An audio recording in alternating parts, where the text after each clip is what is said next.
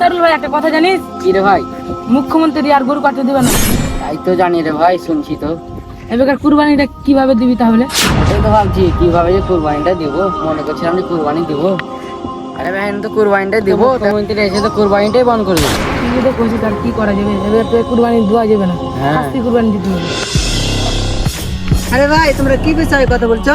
এই তো মুখ্যমন্ত্রী এসে গরু কাটা বন্ধ করে দিয়েছে, এবার কাট তাহলে কিভাবে কুরবানিটা দিব ওটাই ভাবছি আমরা।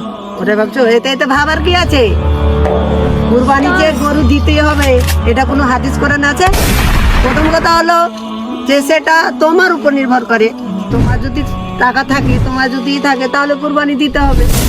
গরু যে দিতে হবে এটা কোনো কারণ না, ঠিক আছে?